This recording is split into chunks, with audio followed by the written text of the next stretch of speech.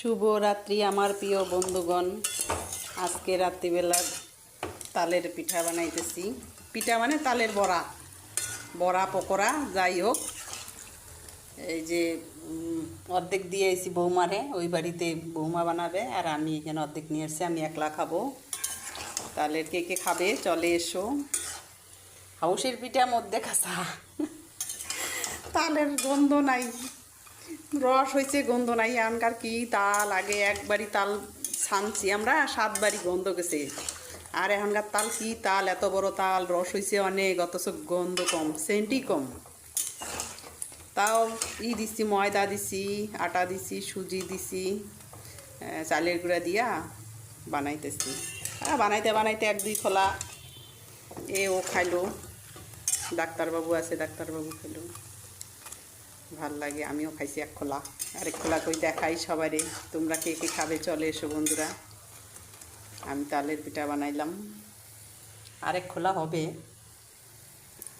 তা ফোকা ফোকা হয়েছে, সেই সুন্দর হয়েছে, নরম হয়েছে, গরম গরম ভালোই লাগে খাইতে। যে নরম নরম হয়েছে, চালের গুঁড়া দিছি তাও নরম নরম হয়েছে। একদিন থাকলে শক্ত হয়ে যাবে, চালের গুঁড়া দেওয়া হয়েছে না।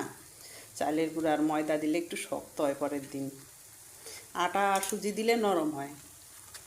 তো সুজি কম দিছি আমি আবার।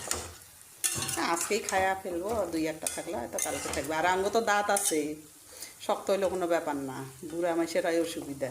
আমার আবার মশমশাটাই ভালো লাগে, মশমশা গরম গরম লাল লাল মানে করে বানামু, পুরা লাল হবে তারপরে নামামু। পুরা কড়া ভাজা, ভিতরেরটাও জানি টনটনা ভাজা হয়। তালের পিঠার করকরা ভাজাটাই ভালো লাগে খাইতে, সেন্টটা কম তালের। এখনকার তাল জানি কেমন জানি না। আগে তো তালের বড়া বানাইছি, একবারই বানাইলে 7 বারই অবধি গন্ধ গেছে। আর এখনকার ঘরেটা তাল দেখতে ঠিকই আছে, সবই ঠিক আছে, সেন্ট কম সব কিছুর। কী কম, আগের জামানা শেষ, এখনকার জামানায় এখন এইভাবেই চলতে লাগবে আমাদের। সব কিছুর ঘ্রাণ ঘুম চলে যেতেছে। ক্ষেতের ধানের ভাত খাইতাম, তাও কত সেন্ট ছিল। সার বস্তুতে সব কিছু তৈরি না এখন, এই জন্যই তেলে আর ঝালে জ্বলে খাওয়া লাগে সব কিছু, ঝালে ঝুলে তালে তুলে সারের জিনিস দেখা। ঠিক আছে বন্ধুরা, কে কে পকোড়া খাবে চলে এসো।